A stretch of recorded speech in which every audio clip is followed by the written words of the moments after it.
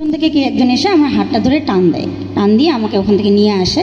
And আমার এক আত্মীয়র বাসা ওখানে ছিল, তো ওরা আওয়ামী লীগ করতো। তো আমার মাথায় আসে যে এখানে আসলে এরা আসবে না পিছিয়ে পিছিয়ে, তো আমি ওদের বাসায় যাই।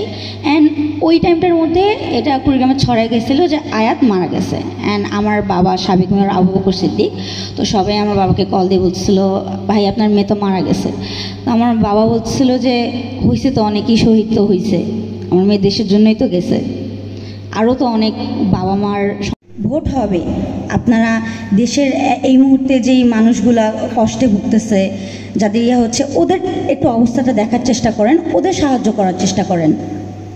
যারা পরিবার চালাতে পারছে না এবং প্রশাসনে যে কাকুতি মিনতি করছে যে আমি পরিবার চালাতে পারছি না, এটা করতে পারছি না, ওটা করতে পারছি না, ওদের হেল্প করার চেষ্টা করেন আগে।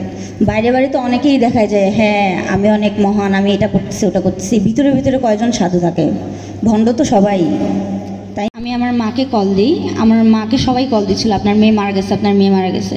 তো আমি কল দিয়ে বলি যে মা আমার কিছু হয় নাই, আমি ঠিক আছি, ওটা আমি ছিলাম না, আমাকে মারে নাই, অন্য একজনকে মারছে, তুমি টেনশন করিও না।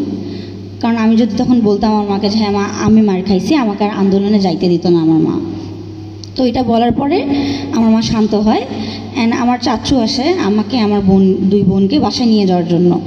তো আমাকে বলছিল যে আন্দোলনে নিয়ে যাচ্ছে, কিন্তু আমাকে আসলে বাসায় নিয়ে যাচ্ছিল। আমাকে পশুর মতো মারে, পশুর মনেও মা দেওয়া আছে মেবি, এদের মনে নাই।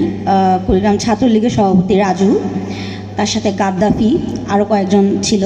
তোরা আমাকে মারতে মারতে মারতে মারতে আমি অজ্ঞান হয়ে যেতে ধরি, আমার মাথা ফেটে রক্ত বেরোচ্ছিল।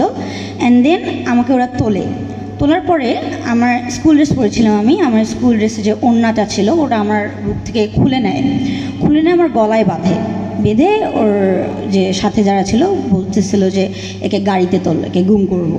ওখানে আন্দোলনে তো সবার লাগবে, এই জন্য আমাকে এক কেস পানি দেয় যে নিয়ে যা। তো আমি, আমার দুইটা বোন সারিকা এবং অনিয়াপু, আমরা তিনজন সকাল 10টার সময় কুড়িগ্রাম ঘোড়া চত্বরে আন্দোলনটি হওয়ার কথা, তো আমরা পানির কেস নিয়ে যাই। অ্যান্ড ওখানে একটি হোটেল আছে স্টার হোটেল, ওইটার সামনে আমি পানির কেসটা নামাই। অ্যান্ড নামানোর সাথে সাথে কে একজন আমার পিছন থেকে এসে আমার চুল ধরে আমাকে ঘুরায়। তো আমি তার মুখটাও দেখতে পারি না যে কি হচ্ছে আমার সাথে। তো ঘোরানোর পরে আমাকে থাপ্পড় মারে, অনেকগুলা থাপ্পড় মারতে মারতে আমার চুলের মুঠিটা ধরে পিলারের সামনে নিয়ে যে মারতেছে। তো ওই সময় আমার কিছু মাথায় ঢুকছিল না কি হচ্ছে আমার সাথে, এটা আমি আল্লাহ আল্লাহ করতেছিলাম।